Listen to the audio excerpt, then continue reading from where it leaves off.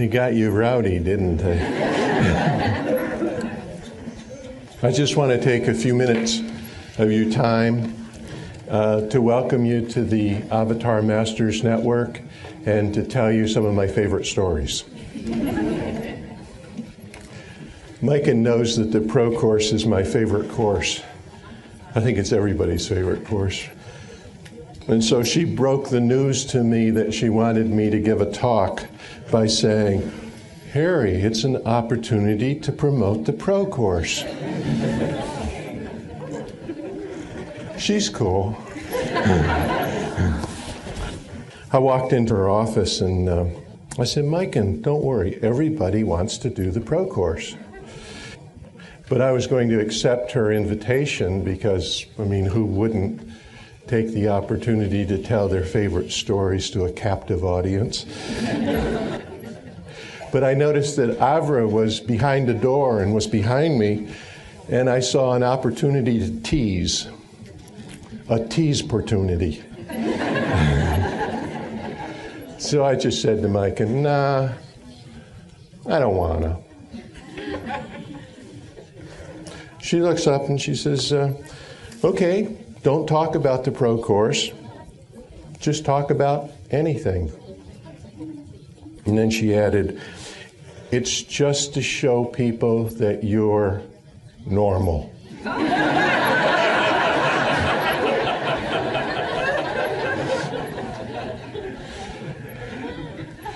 And now behind me, Avra's waving her hands so I can't see them to get Micah's attention.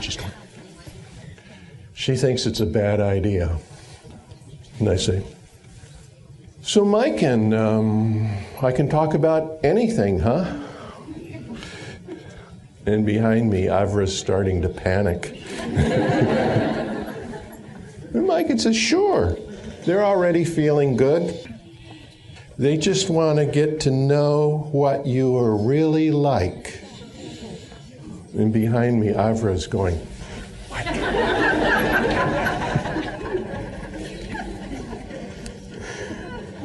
So here I am, with permission has been granted to talk about anything. Trainers try to catch Avra if she faints. Actually, I tease her, but don't you think that she's wonderful?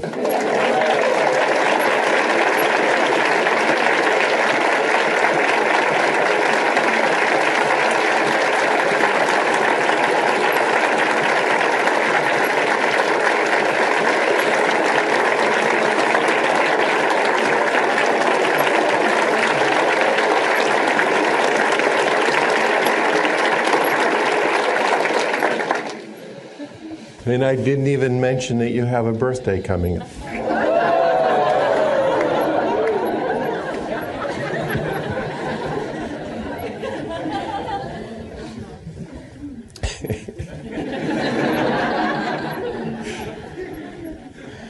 In the past, I gave advice to masters, and I said there are two modes of operation. And the first mode is called whacking at the beast. And this means that you're working steadily and making some progress, doing whatever needs to be done. And the second mode of operation is celebrating victory. And celebrating victory is the feeling that you have when the job is done. But have you ever noticed how tired you are when you finish a job? That's not a good time to celebrate victory. So I think people should celebrate victory anytime they take a break from whacking at the beast. The only people who have to wait to the end of the job to celebrate victory are the ones who have secondaries about their success. So here's a free moment. How does it feel to have successfully created an enlightened planetary civilization?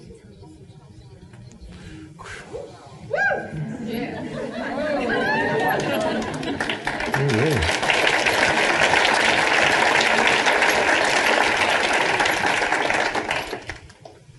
Good job.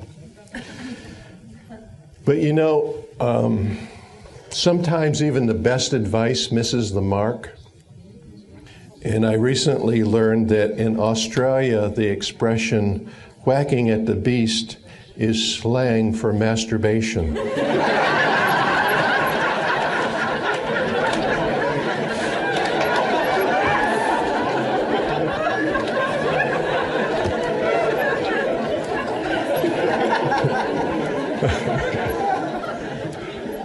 I think I know why Australia was so quick to embrace Avatar.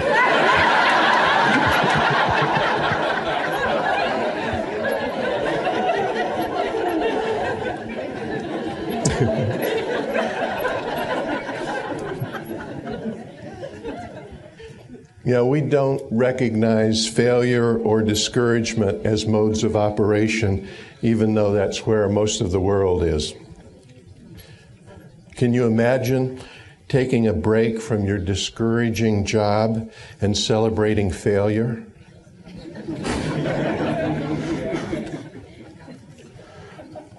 Plenty of people are doing it, but not avatars.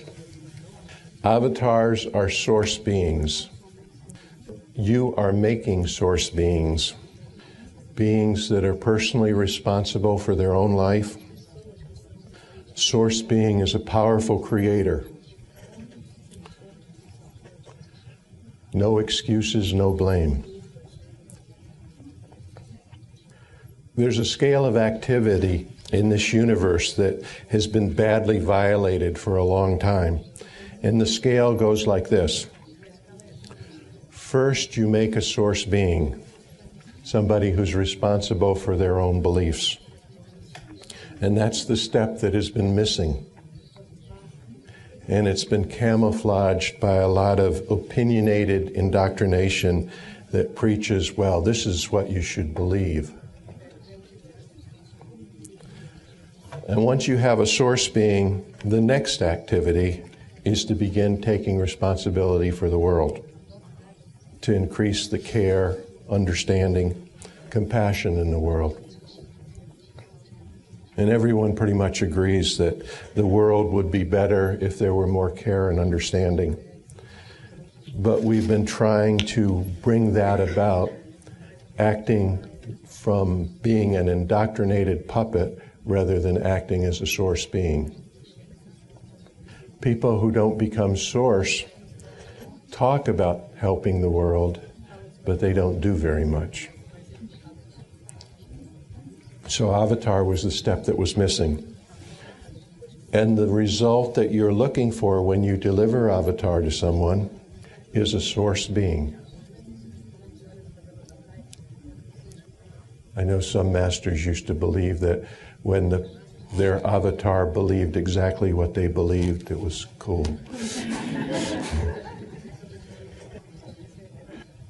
It's scary to turn a puppet into a source being.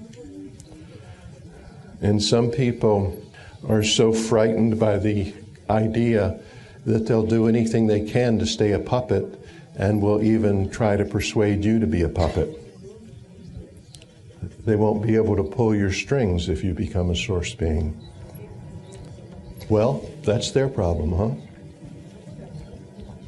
The truth is that the more source you become, the kinder you become, and the more difference you can make in the world. So as a master, you're in the business of making source beings. And that means you have to stay source yourself. You have to be ready to remind yourself that you're source and that you care enough about other beings to make them source. And that's why I say deliver Avatar to as many people as you can, as soon as you can. Try this one more time. How does it feel to have successfully created an enlightened planetary civilization?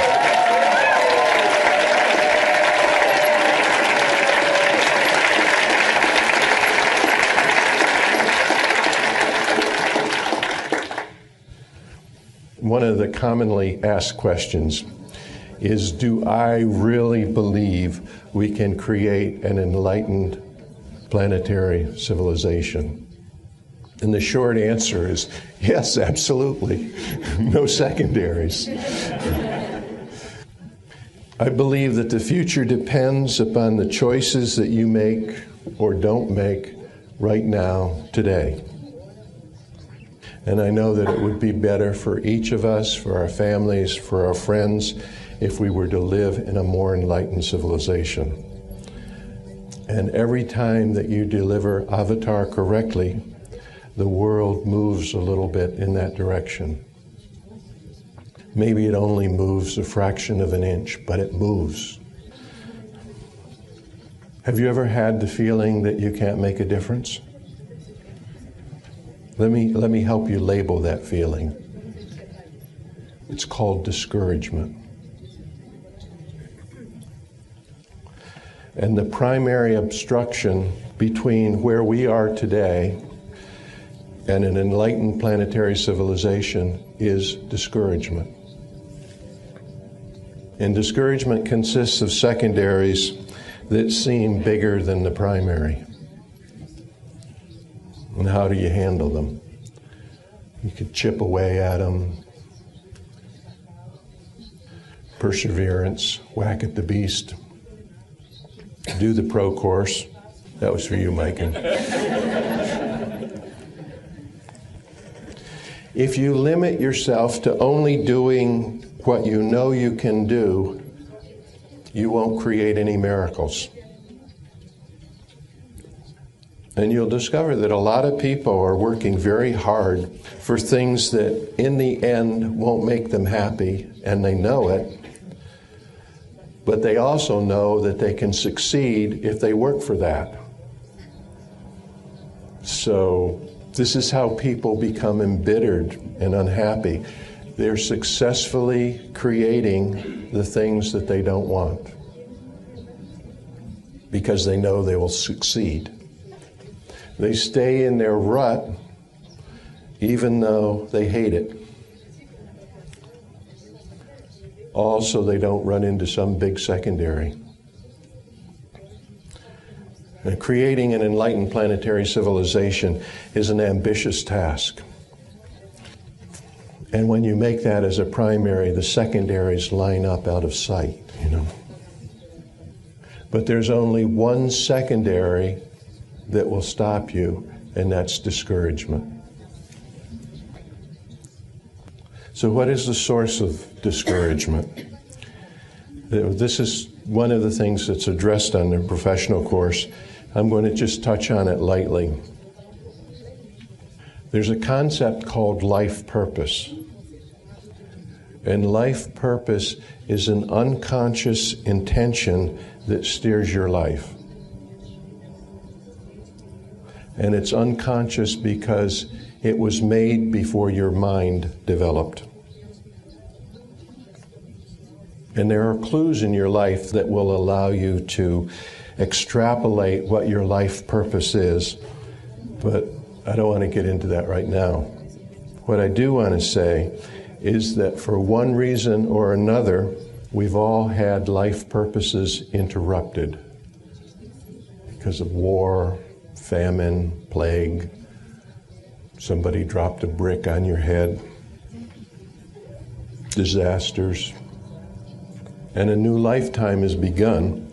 And with a new viewpoint and a new life purpose, and maybe even a new gender added into the mix. But the unfinished purpose now carries forward as a hidden secondary. This is the source of discouragement.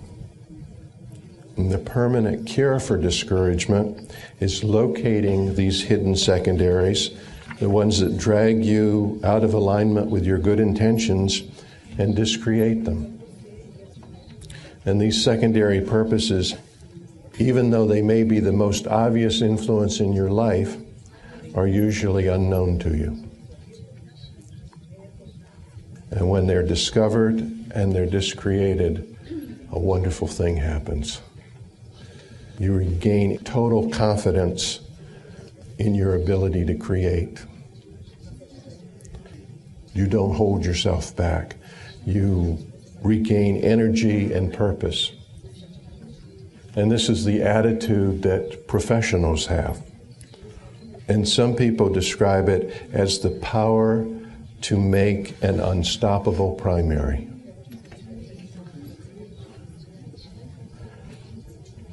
One of the things you realize is that you could be working for the benefit of that eternal part of you and confronting secondaries head on, rather than wasting your time with one step forward, one step back.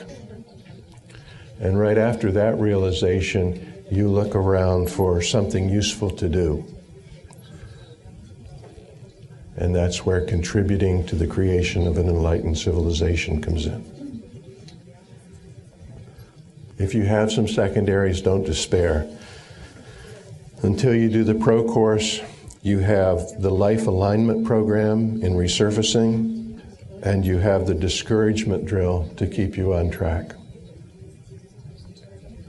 Any discouragement that you encounter, you can handle by increasing your efforts 5 times.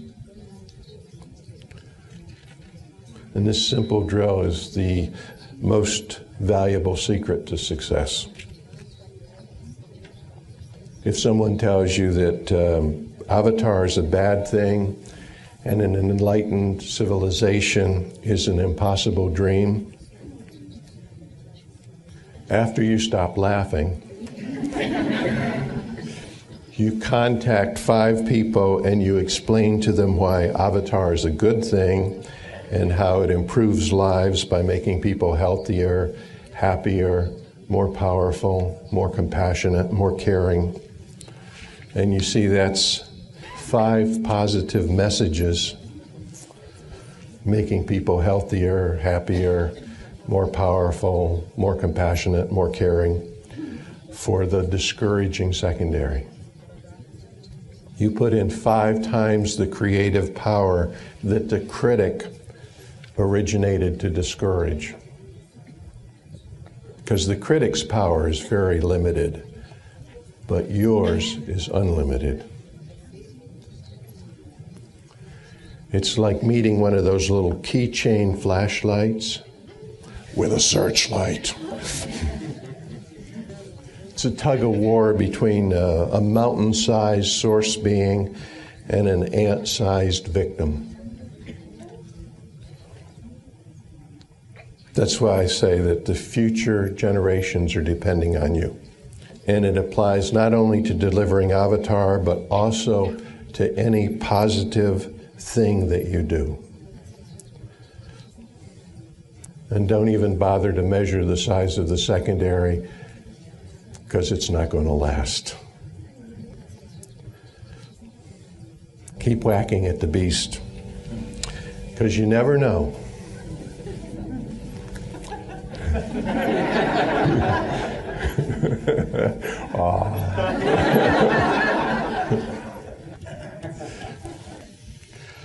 In 1859, Clarence Adams and Cornelius Vanderbilt formed a mining company in Nevada. And they were looking for gold, but would have happily settled for silver, copper, or even lead. But after digging a tunnel 250 yards under a mountain, the only thing they found was more granite. And their expenses were mounting. And the granite was breaking their drills. And they grew discouraged and they decided, give up. And they sold the leases and the mining equipment to a local man for pennies on the dollar, and were happy to get rid of it. And the new owner drove the mine another couple of feet, and he struck a deposit of silver ore that was the size of a lake. And his name was Thomas Comstock, and his silver mine, which turned out to be worth billions, is called the Comstock Lode. It's a true story. And the moral is never give up. Never give in to discouragement. Move forward. There's a classic Buddhist story that I like to tell. It's one of Avra's favorites. Two neighbors are talking. One says to the other, "Your son is very lucky to have a fine white horse." And the farmer replies, "You never know." And a few weeks later, the white horse runs away, and the neighbor says, "Your son is very unlucky to lose such a fine white horse. You must be very discouraged." And the farmer replies, "You never know." That week passed, and the white horse returns, and it brings a wild horse with it. And the neighbor says, "Whoa, your son is very lucky to have his horse come back and bring a wild horse with it." And the farmer says, "You never know." And that week, the son is thrown from the wild horse and he breaks his leg. And the neighbor says, "Oh, your son is very unlucky to get thrown from a wild horse and break his legs. He must be very discouraged." And the farmer says, "You never know." And a week later, a soon-to-be defeated army is formed, and all of the able-bodied men in the village are inscripted into the army. But because the farmer's son has a broken leg, he's left behind. What a great attitude, huh?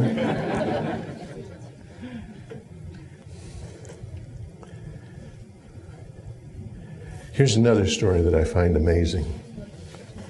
A few years ago, scientists had a discussion about what the largest living organism was. A blue whale can weigh 200 tons. A giant sequoia weighs 4,500 tons.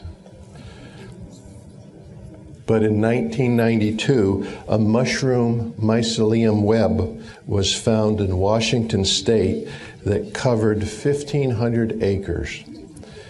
And they ran a DNA test to establish that all of the mushrooms were from the same organism. And no one knew how much it weighed, but they figured that if you stretched out the mycelium web, it would reach to the moon. One organism. New way of space travel, right? I'm going to grow in space. And after they began DNA testing, they found a grove of aspen trees in the Wasatch Mountains of Utah that were growing from a common root, and every time a tree was cut, another tree would spring up from this root. They estimated that the age of the root was over 1 million years old, and that the grove covered 106 acres, and it supported 47,000 living trees. It's one organism. And its estimated weight was 260 million pounds. And it's one living organism. The researchers called the grove Pando, and they guessed that Pando would probably survive as long as the earth was inhabitable. Almost an immortal being. Amazing, huh? And the definition that the scientists were using for organism was any living structure having diverse parts that functions together as a whole. And now if you consider that when the Avatar Masters network of diverse masters functioning as a whole, we could be considered one organism.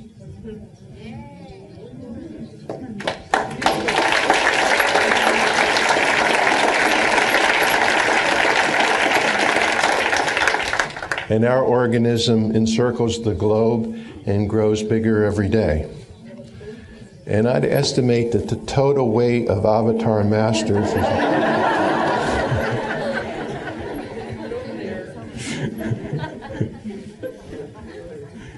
well, we're not as heavy as Pondo, but we're a lot more mobile. Have you ever wondered how they steer a supertanker? These are things I think about.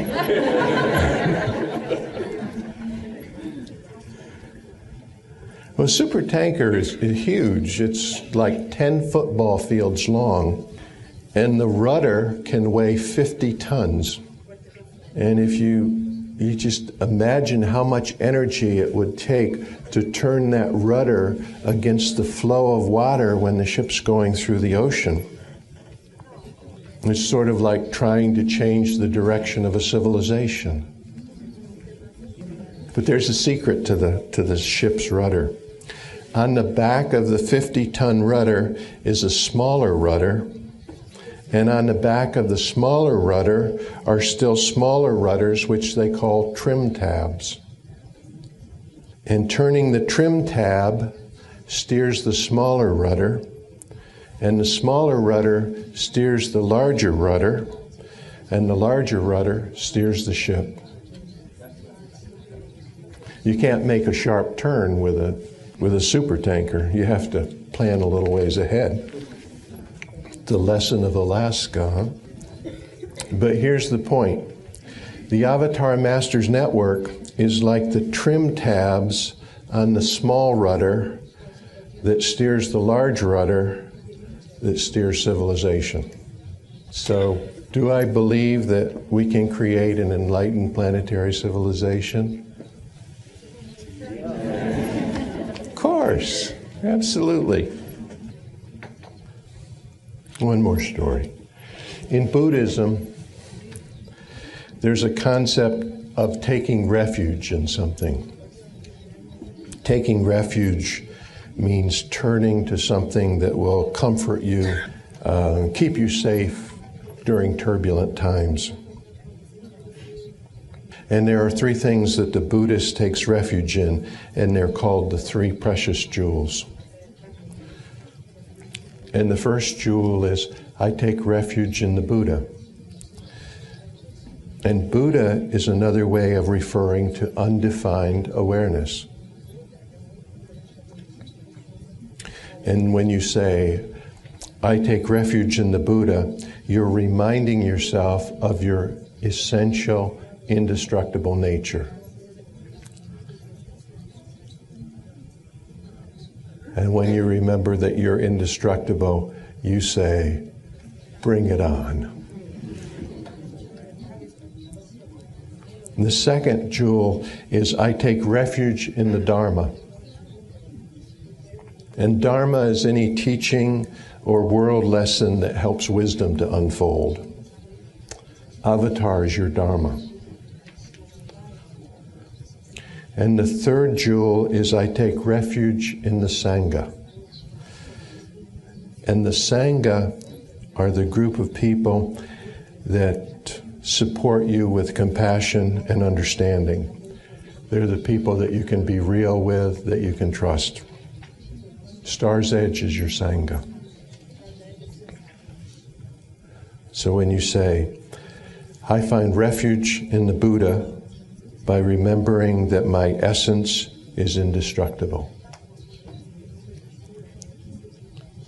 I find refuge in the Dharma by knowing that I have the ability to control my own life.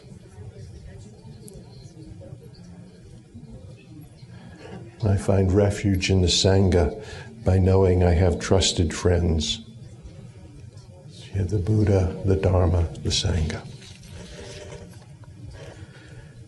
And I want to say to you that I have great respect for you, and that I accept you as my Sangha. And my advice is, live your life as a spiritual practice. Make lots of new avatars. Contribute to the creation of an enlightened planetary civilization. And that's the most precious gift you can give to the world. Thank you very much.